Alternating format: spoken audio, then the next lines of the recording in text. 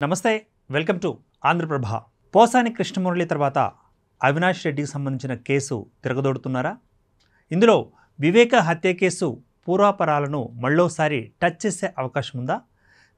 జగన్ మీద మరి మరొక ఆరోపణ చేసి దాన్ని బయటికి తీసి ఇవన్నీ కూడా తిరగతోడే ప్రయత్నంలో కూటమి ప్రభుత్వం ముందుకెళ్తుందా?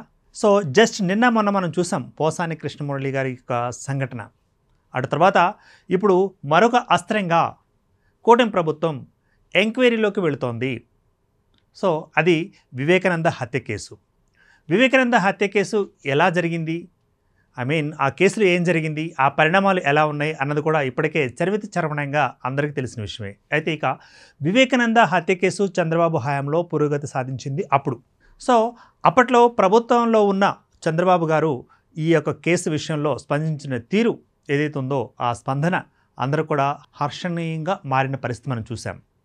అందులో ఉన్న పూర్వపరాలు, మరి నేతలు యొక్క పాత్రలు, లేకపోతే వాళ్ళు ఉన్న చేష్టలు ఎంతవరకు అన్నది కూడా పూర్తి స్థాయిలో మరి అంతా ఒక జరిగిన పరిస్థితి. అటు తర్వాత మళ్ళీ ఇప్పుడు వైఎస్ఆర్సీపీ ప్రభుత్వం వచ్చిన తర్వాత మళ్ళీ ఆ కేసు అంతా అక్కడ ఆగిపోవడం, అటు తర్వాత మళ్ళీ ఇప్పుడు కూటమి ప్రభుత్వం వచ్చిన తర్వాత ఆ కేసు ఏమైందన్న విషయాన్ని మళ్ళీ తిరగదోడడం జరుగుతుంది. ఇదంతా ఇప్పటికే కేసులో బోలెడన్ని నాటకీయ ఫక్కీ సంఘటనలు చోటు చేసుకున్నాయన్నది నేను చెప్పొచ్చాను.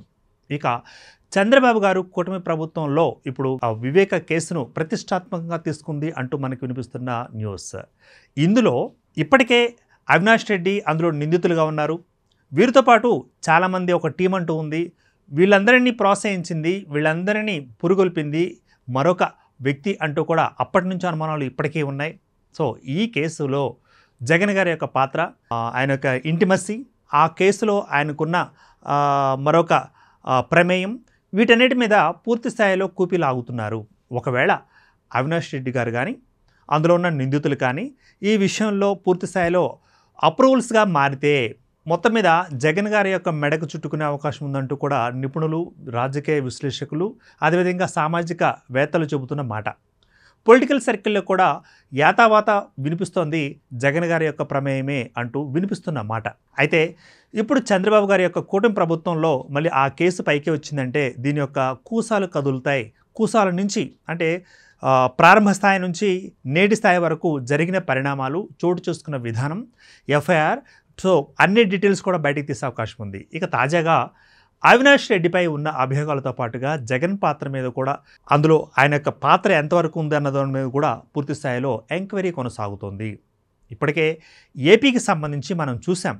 అంటే వైఎస్ఆర్సీపీ నాయకులు ఎవరైతే ఉన్నారో వారి మీద ఏ విధంగా కేసులు పెడుతూ ఉన్నారు, వాళ్ళు ఏ విధంగా అక్రమాలలో లేకపోతే అవినీతి కార్యక్రమాల్లో వాళ్ళంతా మొత్తం అంతా నిమగ్నమై ఉన్నారు అన్న విషయం చూస్తున్నాం.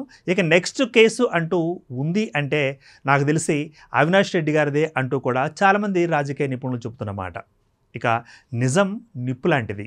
ఆ నిప్పును ఇప్పుడు చంద్రబాబు నాయుడు గారి యొక్క ప్రభుత్వం రాజేస్తోంది, ఆరిపోకుండా చేస్తోంది, మళ్ళీ బయటికి తీసి పూర్తి స్థాయిలో దర్యాప్తు చేసే విధంగా ముందుకెళ్తుంది. మరి ఎటువంటి పరిణామాలు ఏపీ ముఖచిత్రం మీద చోటు చేసుకుంటాయో వేచి చూద్దాం. Keep watching Andhraprabha.